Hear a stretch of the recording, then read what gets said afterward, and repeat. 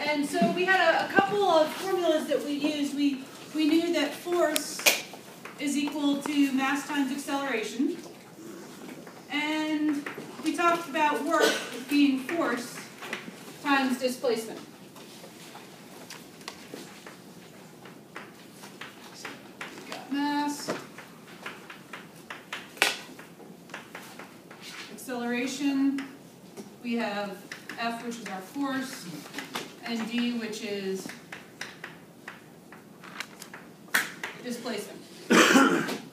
So there are a few things that are important to notice about these two equations. In particular, that work is equal to force times displacement as long as your force is a constant value. Okay? If your force changes, then this formula is not valid any longer. Okay? So anytime that we have a changing force, then this expression is not going to be valid.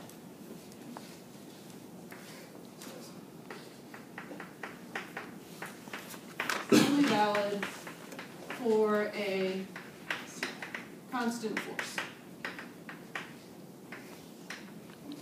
The other thing to notice about this equation is that the D stands for displacement, not for distance. Now the difference between displacement and distance is that if I'm standing right here on this pink tile and I run over here and run back, my displacement is 0. But my distance is, let's see here, 3, 6, 9, 12 feet down and then about 12 feet back. So my distance that I've run is 24 feet, but my displacement is 0. Which means that, for example, in the last example we did in class last time, we talked about Cheryl Hayworth, and she was doing the clean and jerk, so she picked up the barbell, put it above her head, and so we calculated the amount of work for her to lift the barbell above her head. Now, if instead we had asked how much work did Cheryl Hayworth do to earn her bronze medal, well, she lifted up the barbell above her head, and then she put it back on the ground, which means that the amount of work that she did to earn a bronze medal is 0. Which is unfortunate, but that's the way that work is defined. Wouldn't that just be displacement, though? It wouldn't be total work, though.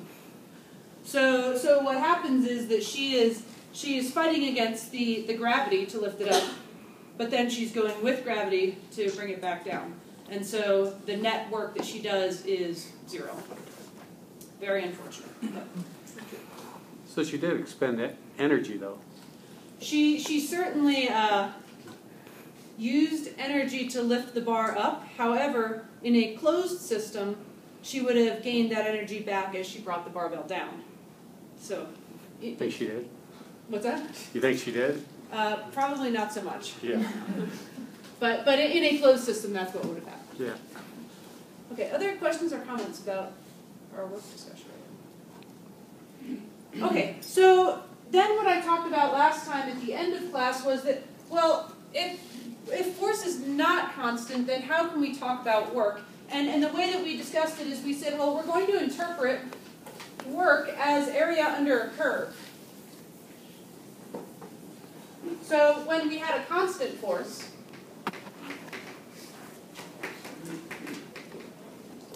then that constant force, if I had a graph which describes displacement, or I should say distance, on the x-axis and force on the y-axis, then I can talk about having a horizontal line for my constant force, and I can talk about the displacement as the length along the x-axis. And so this area in here would be work, which is force times displacement. So let's say that we wanted to raise the barbell a distance of 2 meters starting from 0. Then our displacement is 2 meters. And our force, I believe we had a force, a calculation of something around 1,400 newtons or something like that. 1425.9. Great, 1425.9 newtons. And so we can calculate work by multiplying 2 meters times the 1425.9 newtons, and I can interpret that as the area under in this rectangle right here. So the idea is what happens when our force suddenly becomes not constant, when our force starts to change, and we want to move the barbell from a height of A to a height of B, and I want to calculate that work. Well, I can't just draw a rectangle across the entire thing because my force is not constant.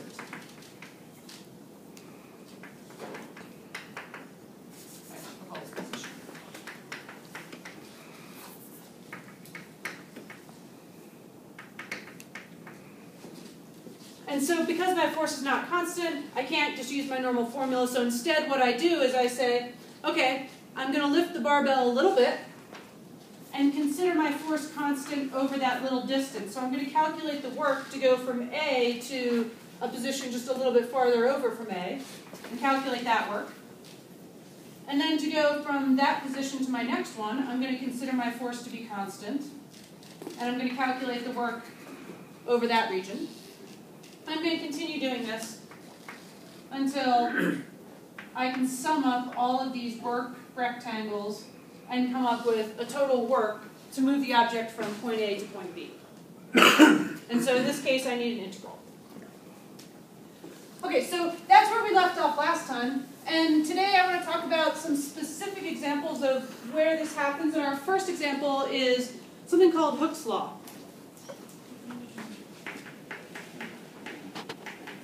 So an example of a non-constant force is Hooke's law. And here's what Hooke's law says. Hooke's law says that the force required to maintain a spring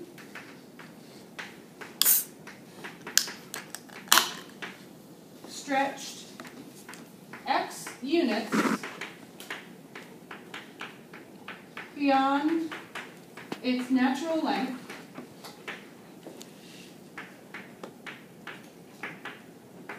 is proportional to x.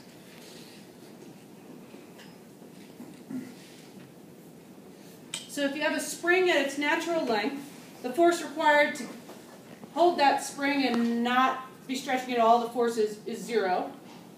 The farther you stretch that spring, the more force you need to hold it at that position. And precisely, we're talking about proportional. So our actual formula here is that the force required to hold a spring x units longer than its natural length is equal to k times x. F of x is equal to k times x, where k is the spring constant.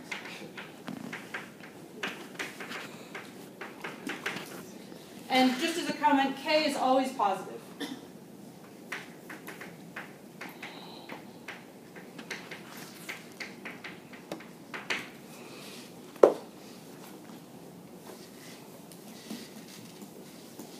Alright, so in this case, the force required to hold that spring open depends on how far you stretch the spring. And so that force, as you're stretching the spring, is certainly not going to be constant.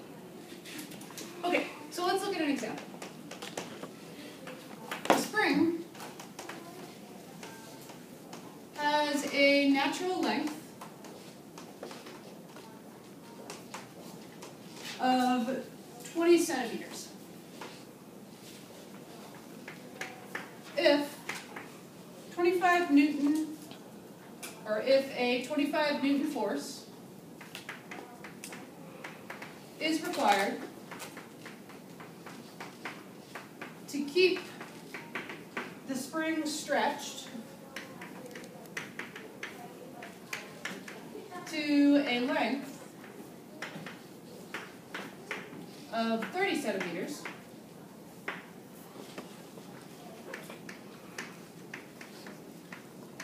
how much work is required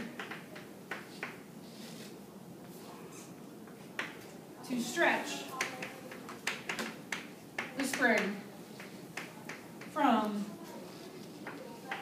20 centimeters to 25 centimeters.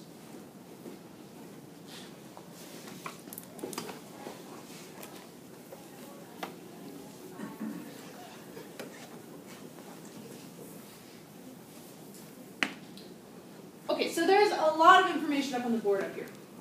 And the thing is that we actually have two parts to this question. Our first part is going to be that we want to figure out an actual function for force. And so we're going to need to be able to figure out this k value. And once we've done that, then we can start talking about work. And so initially what I want to look at is, okay, our spring has a natural length of 20 centimeters. So if I draw this spring, here it is, and this spring is a total of 20 centimeters, and that's our natural length. If a 25 Newton force is required to keep it stretched to a length of 30 centimeters, so in other words, I want to take my spring and stretch it so that now the spring goes out to a distance of 30 centimeters, and we need 25 newtons force to hold it at that position. That information is enough for us to figure out our k value. All right, so step number one for us is going to be to find the k value in f of x is equal to k times x. Okay, are there any questions so far about what we're doing? Okay. All right, so things that we know that we have a force of 25 newtons. And when we're talking about x is the distance beyond the natural length. So when we're talking about this x value, what we're really talking about is the difference between the natural length and our stretched length. So x is actually this distance in here, which is 10 centimeters. Okay, so force is 25 newtons when x is equal to 10 centimeters. All right, so we're almost ready to fill in all of our information, but we do have one asterisk on here. In last class, I mentioned that we had specific units that we wanted to work in, the SI units. And so when we measure mass, we measure in kilograms. When we measure in distances, what do we want to measure there? Meters. We're going to talk about meters. So really what I want to write is that x is equal to 0.1 meters. So I need to move that decimal place over by 2 units. Okay, so from this information right here, I've got my x value, I've got my force, and so now I can say that 25 newtons is equal to k times 0.1 meters, and so when I divide both sides by 0.1 meters, then I end up with a k value.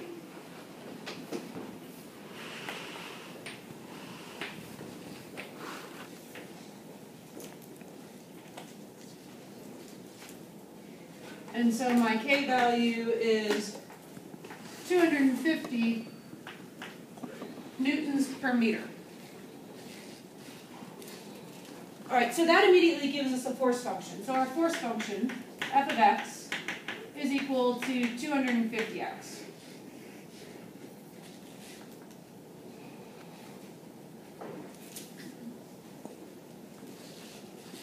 All right, are there any questions about that?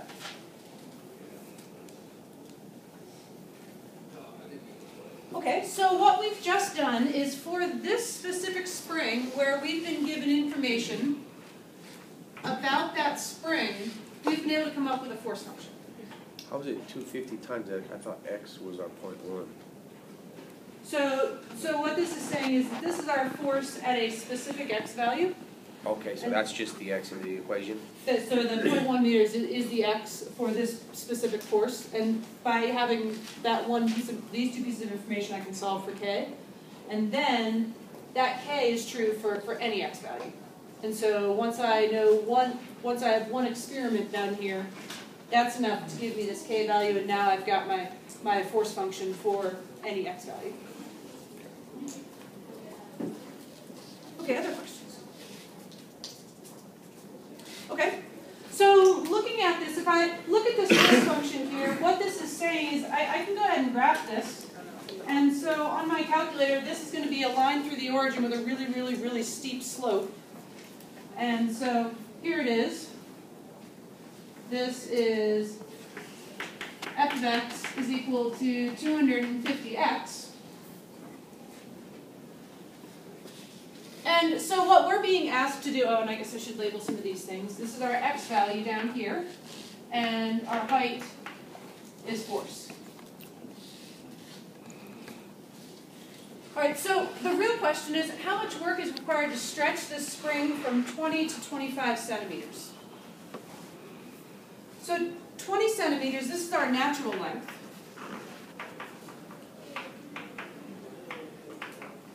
And 25 centimeters is our stretched length.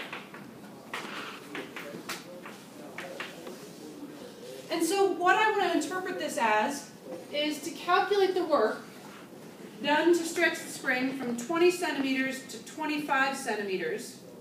What I'm doing is I'm saying, okay, we're starting at a natural length of 0, meaning our natural length is x equals 0, and we're moving over until we have stretched that spring a distance of 5 centimeters. And so what we are calculating when we calculate work is the area under our force function, starting at natural length of 0 and stretching beyond the natural length a distance of 5 centimeters. So our work is going to be the integral of 250x times dx. We're going to start with a natural length of 0. And once we've stretched our spring to 25 centimeters, we have extended that spring by 5 centimeters. Now I can't write it in centimeters, I need to have this in meters, so we have 0.05 meters. So we're going to go from 0 to 0.05.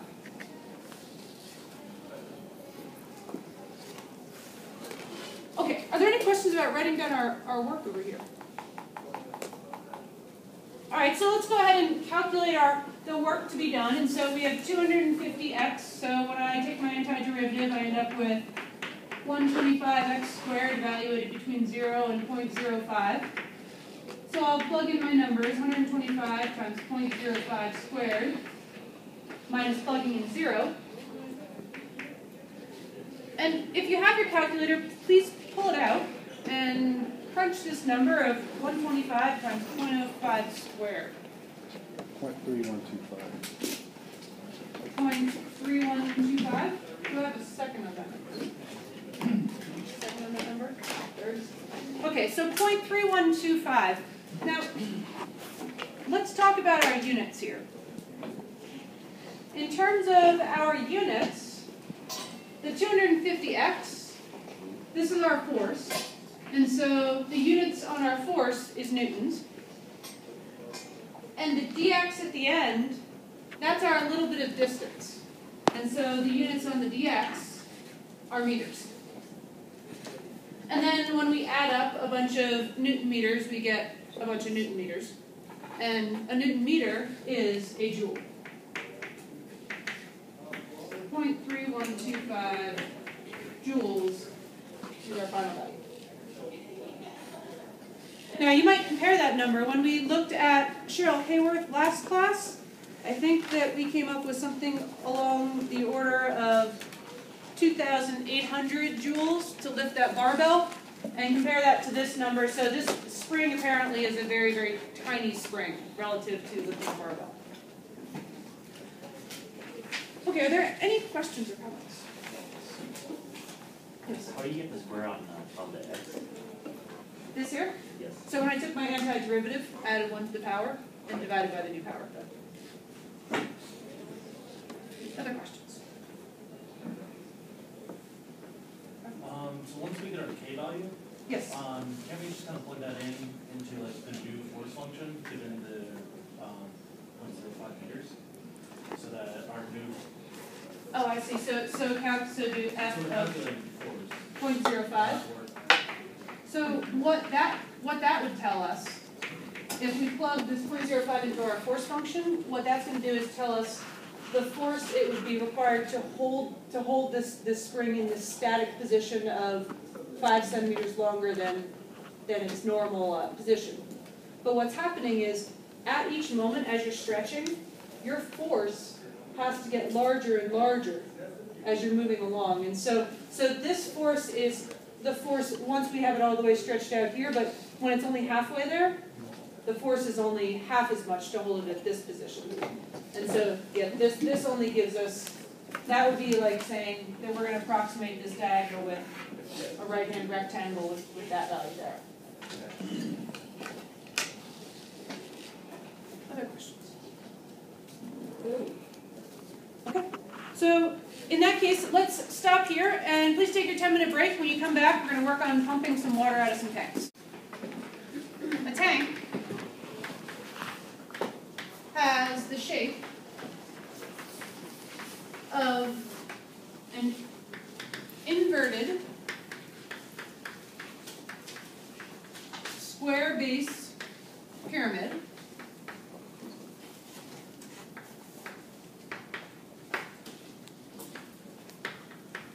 with height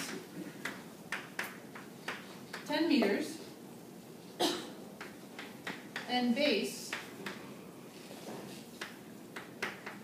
with side length 4 meters. The tank is filled with water to a height of 8 meters. Our job is to find the work required to pump all the water out of a tube 3 meters long on the top of the tank.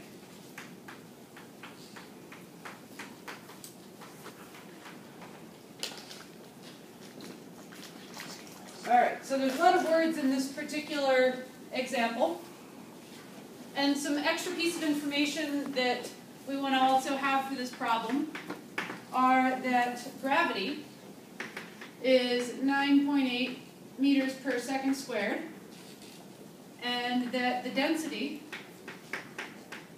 of water is 1,000 kilograms per cubic meter. 1,000 kilograms per cubic meter. Yes, John. The diameter of that tube make a difference? That's a good question, and the answer is no. Because the tube is actually, the water kind of just gets sucked through there, and if it's a smaller tube, then it just takes a little longer to get the same amount of water through. But still, the same amount of water has to be raised that last 2 meters. Good question. All right, are there other questions? Okay. So, seems like there's an awful lot of stuff going on here. The first thing I want to focus on is the shape of this tank. So, inverted means it's upside down. And we're talking about a square base pyramid. So, a pyramid, we got a base and goes up to a point, kind of like the pyramids in Egypt, but inverted, so it's upside down. So, I'm going to go ahead and draw this thing. So, here is the base of my upside down pyramid. And then I've got a point down below where all of these sides are going to come together.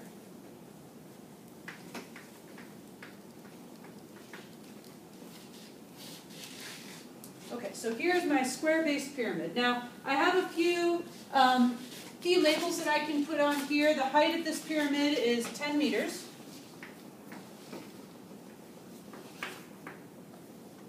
The length of one side of the base is 4 meters.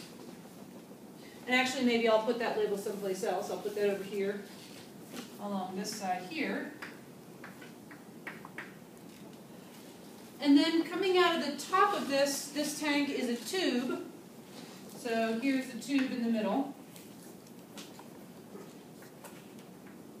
And that tube has a length of 3 meters. Now, and let's see, what else do we have? This tank, which is square base with a height of 10 meters and side of 4 meters, filled with water to a height of 8 meters. And so within this tank, I've got water.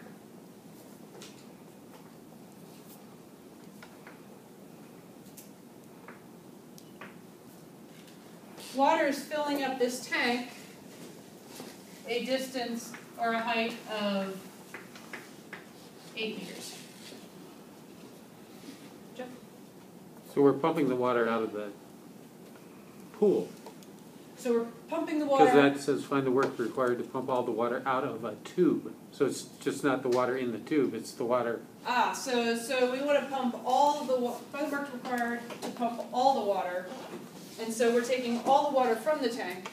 And really, I mean, this pipe on top doesn't really make sense. It actually has a tube that goes all the way down to the bottom. And so we start pumping up here, and the water goes down and then goes up through the tube and pops out the top. So yeah, so we're pumping all the water out of the tank through this tube at the top. Okay, other questions about imagining our picture here?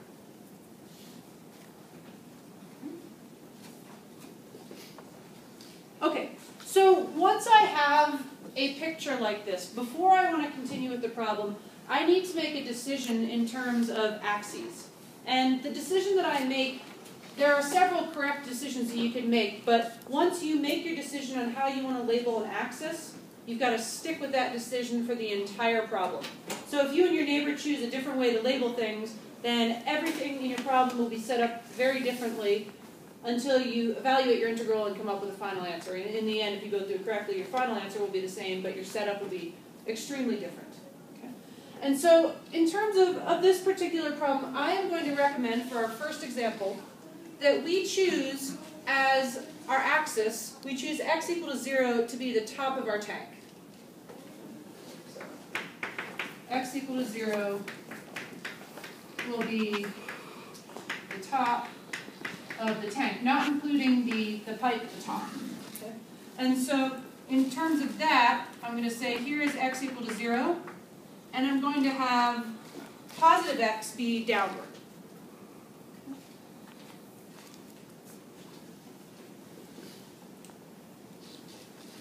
Okay, so our job is to figure out the amount of work to pump all the water out of this tank. And we know that work is equal to force times displacement.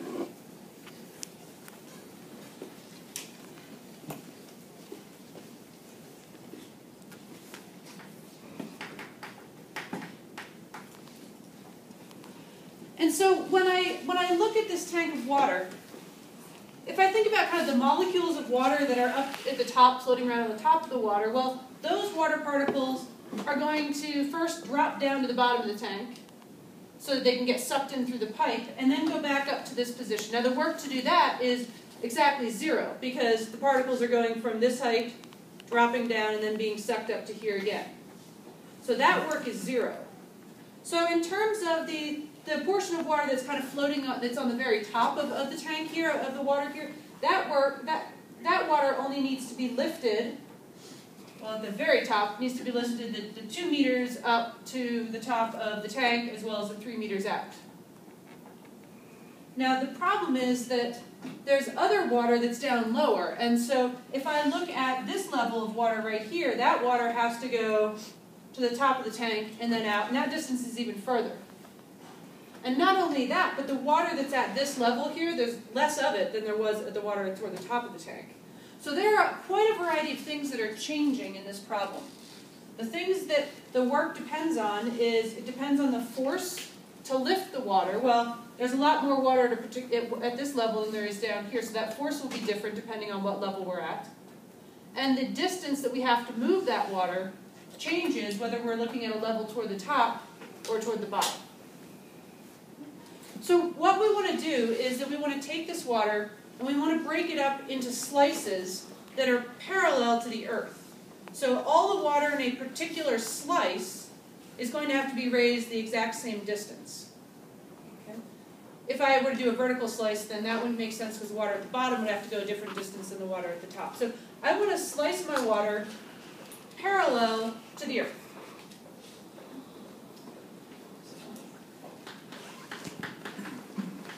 Our force to move the water depends on how much water we have and the displacement of any layer of water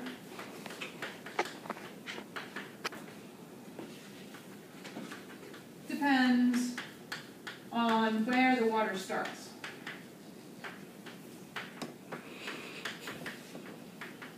In the tank. And so what we're going to do is we're going to take our tank and slice up the water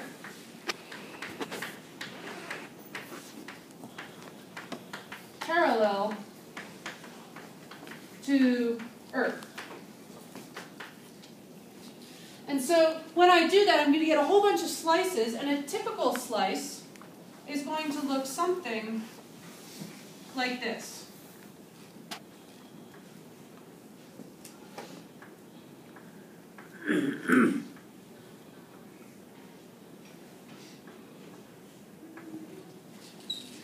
So I've drawn a typical slice in there. I'm going to take my typical slice and also draw it over here. It's going to look kind of like a very flat shoebox.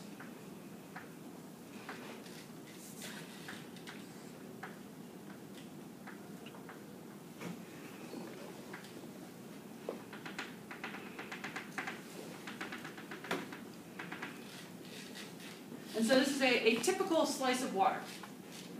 And our job is going to be to describe the work it takes to take this typical slice of water and move it to the top of the tank. Find the work to move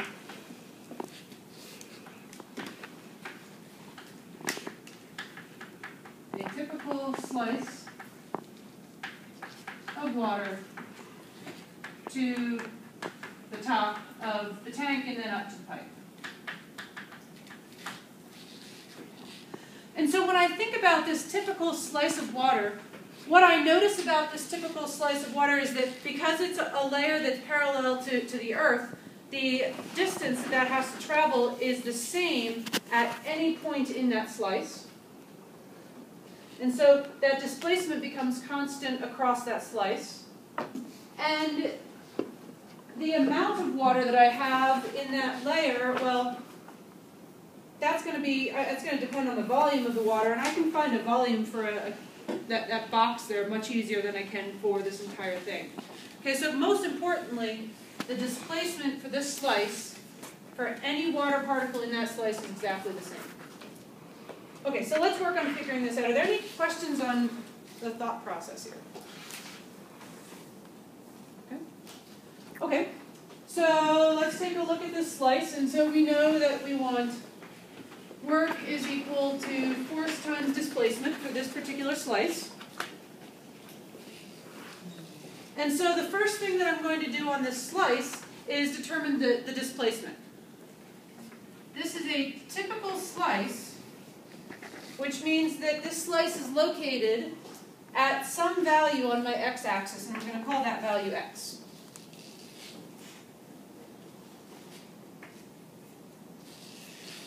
And so to move this slice up to the top of the tank and then out of the pipe, how far do I have to move that slice? Yeah, x plus 3, and that makes sense because to move from x back up to 0, that's a distance of x. And now I'm at the top of the tank, and I've got to move it an additional 3 meters to pull it out of the pipe. So our displacement for this one slice, our displacement is going to be x plus 3. So I'm going to box that off because we're going to need that information.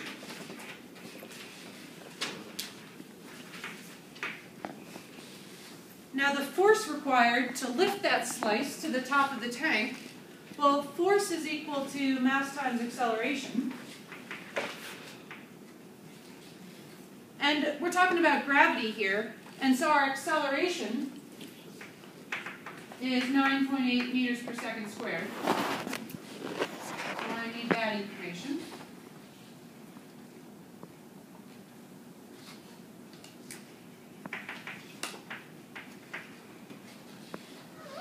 And so the last piece of information that I need is I need to figure out the mass of this typical slice of water. All right. So to find the mass of this slice of water,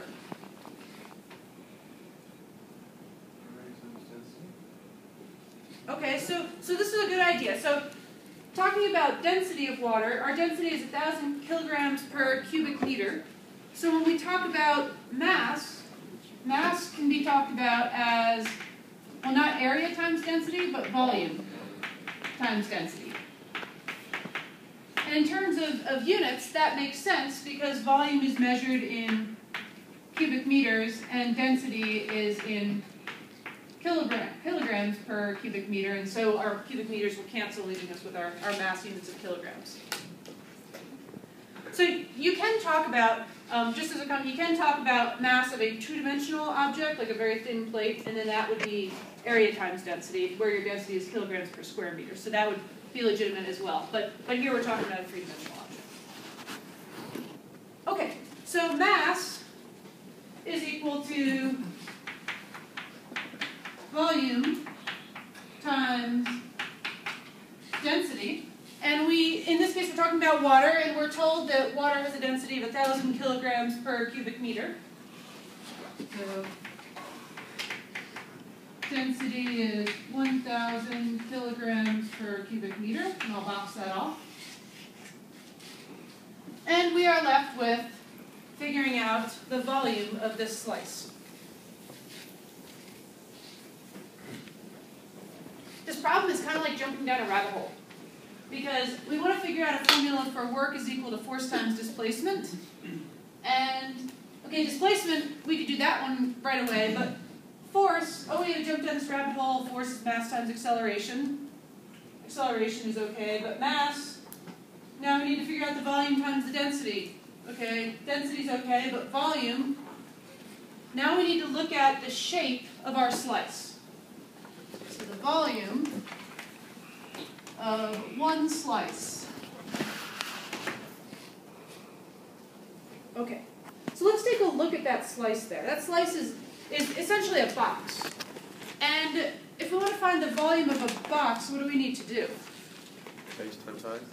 Yeah, base to area of the base times the height. And in this case, our base is a rectangle also, so we can talk about length times width times height. So the volume of one slice will be length times width times height.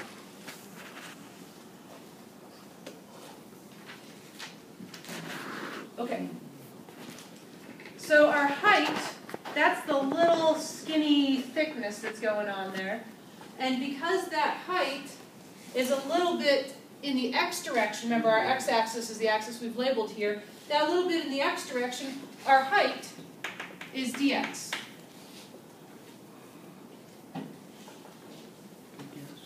Now our length and our width, do we know anything about the length and the width? Yeah, the length and the width are the same. So because we had a square base up here, our length and our width of our slice are going to be the same.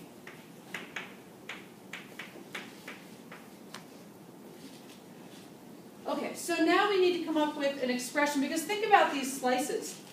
Yes, the height is always dx, but if we slice toward the top of the water, our slice is large, whereas if we slice down here toward the bottom of the tank, then our slice is very small. And so what that comes down to is that the sides of the square are going to be different sizes.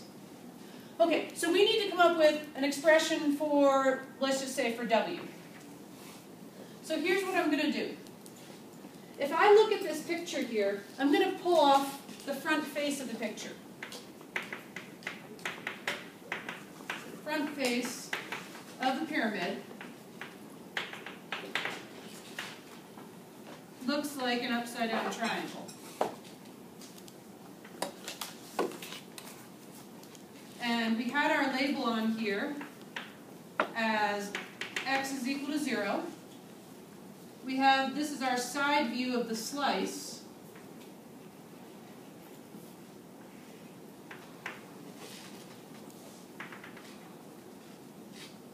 And so here's our slice with a side view of that slice, and so that is a distance of W. Now our goal is to come up with a formula for W in terms of x. So I'm going to pull out some geometry here that's kind of a cool idea that you might want to put into your bag of tools, and that is that when I look at these two triangles here, I've got the big triangle, which is the tank, and then I have the smaller triangle here down below whose top is W. Those two triangles are similar triangles. So what I'd like you to do right now is I'd like you to turn to your neighbor and tell your neighbor everything that you know about similar triangles and properties of similar triangles.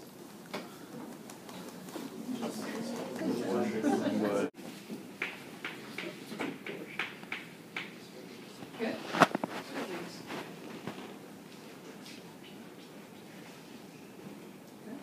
They're proportional. I mean, they maintain proportionality.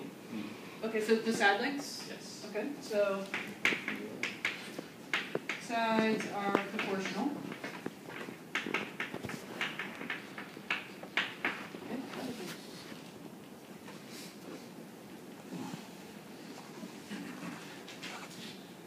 Okay, so these two I think are probably the most important things about similar triangles. So we're talking about over here that we have similar triangles over here. I've got the large triangle, which is the tank, and then we've got the smaller triangle that sits inside of the tank. And so the top of the smaller triangle is W. Do we know anything about the top of the larger triangle? Yeah, that's a distance of, that's a length of 4, and we were given that at the beginning of the problem. So we've got that length of 4.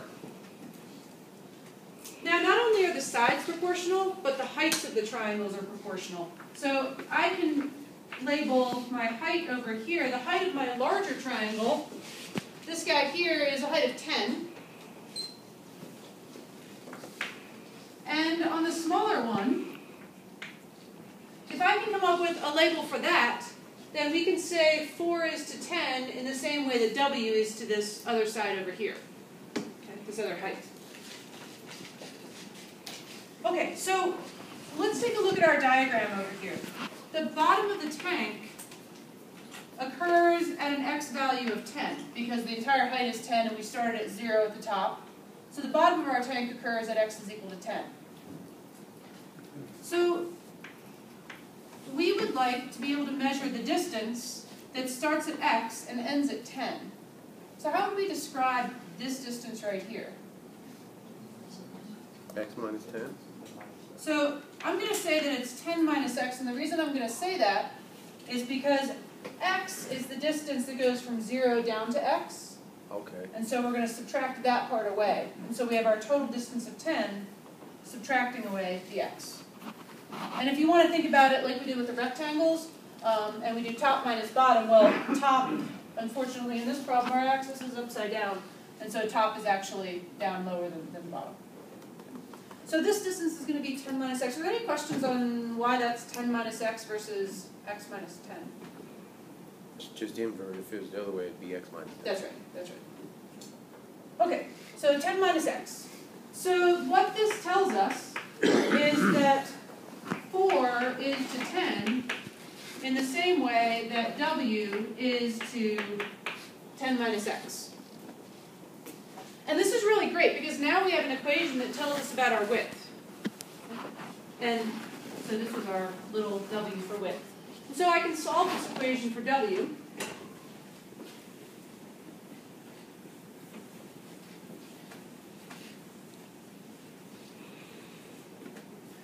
And so I've got 2/5 is equal to W over 10 minus X, which means that W is equal to 2/5 times 10 minus X.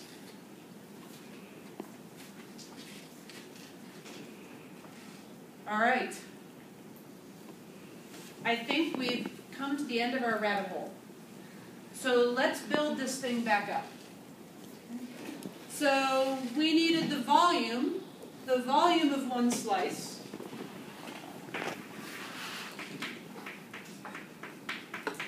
Build back up. Our volume of one slice is going to be the length times the width. Those are both the same, so we have 2/5 times 10 minus x. That whole thing squared, that's our length times our width, times our height, which is dx. Now, which is our length? So since our slice is square, the length and the width are exactly the same. So that's why you square. So instead of writing them out, I just squared it. Okay, so that's the volume of one slice. Why did we need the volume? Oh, because we were actually trying to find the mass, so we're climbing out of our rabbit hole. So now our mass, which was volume times density, well, that's going to be 2/5 times 10 minus x squared times dx times 1,000. 1,000 is our density. Oh, and once we have our mass, then we can go back up to our force. And so our force is mass times acceleration.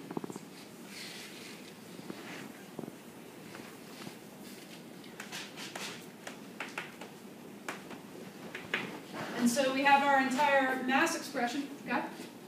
Is on our mass equals volume times density, isn't Oh. that entire quantity squared? Yes, thank you. Yes, like it was up here. Thank you. Okay. So we're going from mass back to force. So force is our mass, which is 2/5 times 10 minus x, that full quantity squared, times dx, times 1,000, times our acceleration, which is 9.8. All right, so that's our force.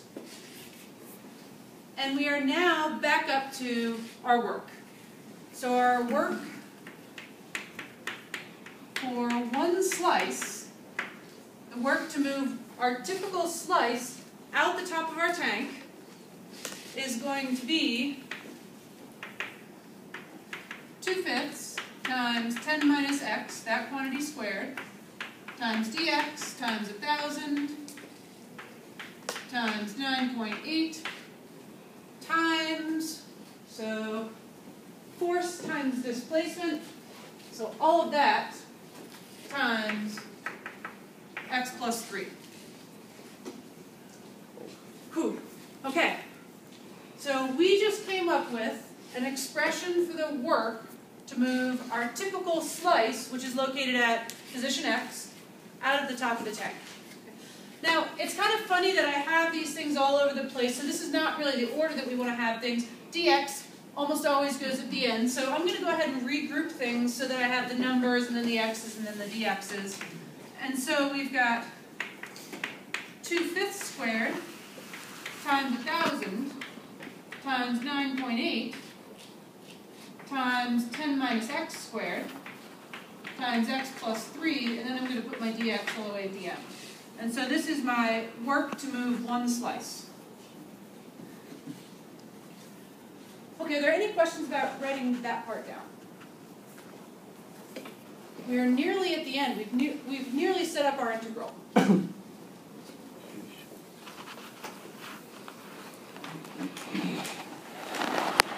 Okay, so our total work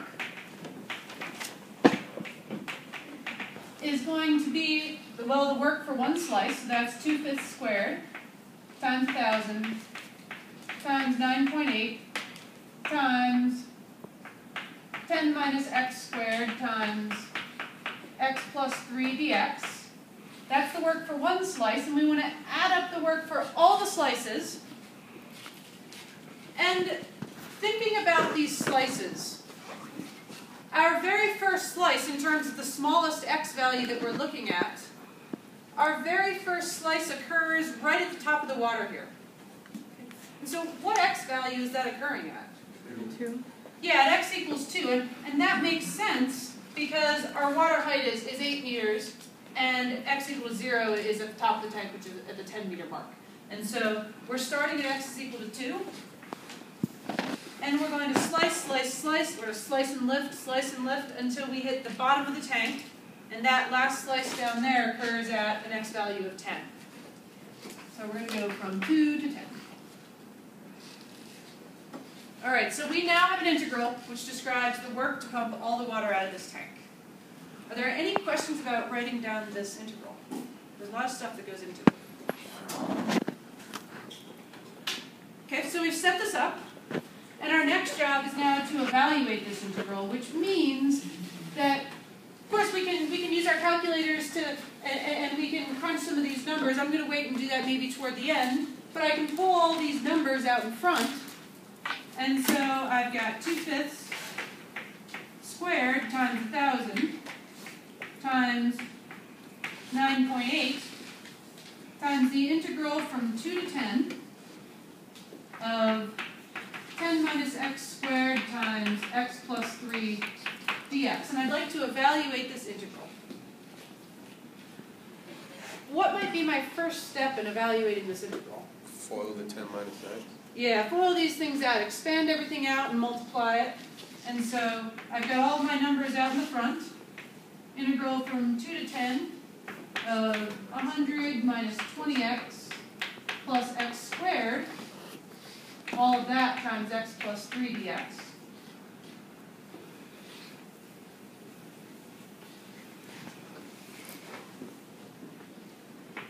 And so we've still got all of our numbers, 2/5 squared times 1,000 times 9.8. The integral from 2 to 10. Now I need to multiply these two polynomials together, so I've got 100 times x. So that's 100x plus 100 times 3 is 300 minus 20x squared minus 60x plus x cubed plus 3x squared dx.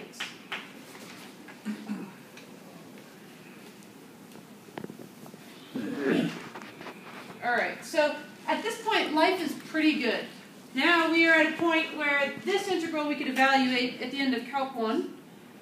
But probably before we evaluate it, what I might want to do is to combine some like terms in there, simplify this just a little bit more. And so we've got our numbers out in the front. Integral from 2 to 10. So we've got x cubed minus 17x squared plus 40x plus 300 dx. Do I have a second on the simplifying there? Yeah. Okay, good.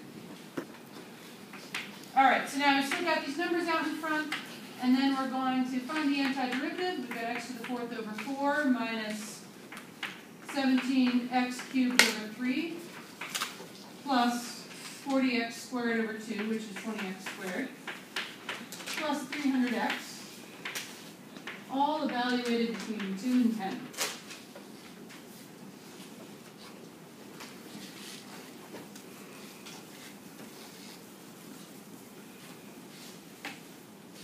Alright, so at this point, we've got some pretty serious plugging and chugging to do. So if you have your calculator, you should definitely pull it out at this point. So we have 2/5 squared times 1,000 times 9.8 times, okay, we've got to plug in our 10. So we've got 10 to the 4th over 4 minus 17 thirds times 10 to the 3rd plus 20 times 10 squared plus 300 times 10. And we're going to take all of that and we're going to subtract off plugging in 2. So we have 2 to the 4th over 4 minus 17 thirds times 2 to the 3rd plus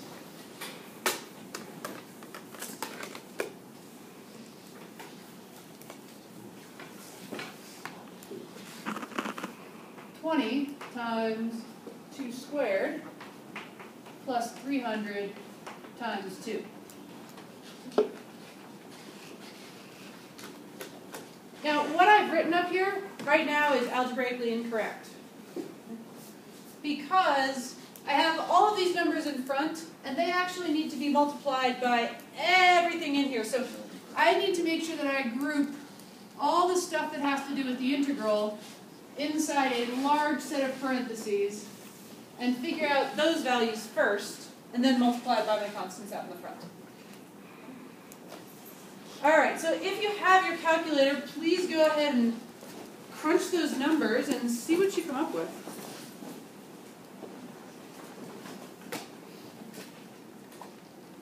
At 1.87 joules per.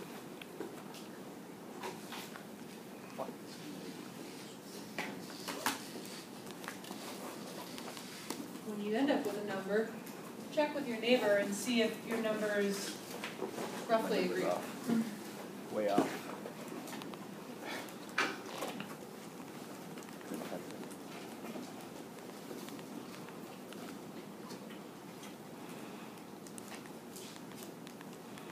Got 1194.6. Yeah. Don't you got? That's a lot of room for mistakes. Isn't Actually, that's a lot of mistakes in there. That's a lot of mistakes you can make though. With your calculator. it? Get the calculator, just do it by hand. Good luck. I know. That would take all day to do by hand. 1194. So something like this. Yeah, that's what I got. Okay, Yeah, that so number's what I typed. 1,190. And that's not multiplied by the stuff. Yeah, Oh, that's exactly. just, that's for this Uh-huh. part. Okay, so that is, And the numbers out front are 1568. okay, so.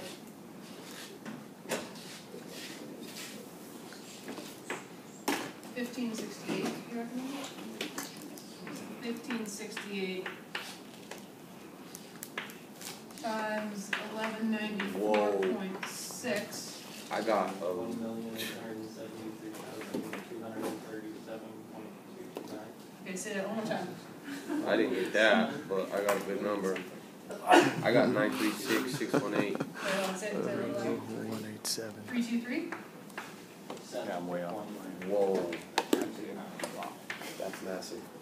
Okay, did anybody else get something similar to this? 1.8 So maybe the decimals are a little bit off, but the whole number parts are okay? I put 1.87 e to the 6.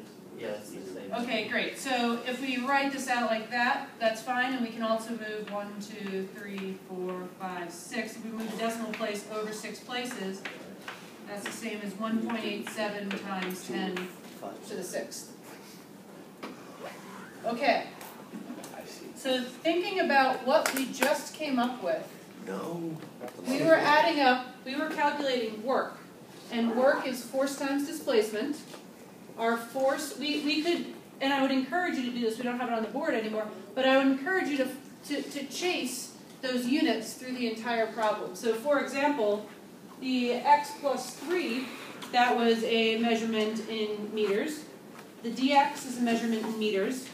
and go through it and check all of these units and make sure that in the end, you end up with a value in joules. Now this is a very large amount of work. Compare that to the amount that it took to pull the spring 5 centimeters.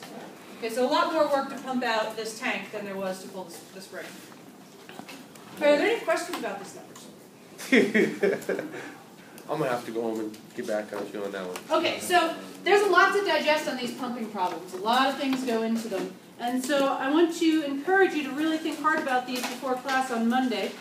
And the practice problems that I'd like you to look at are the following.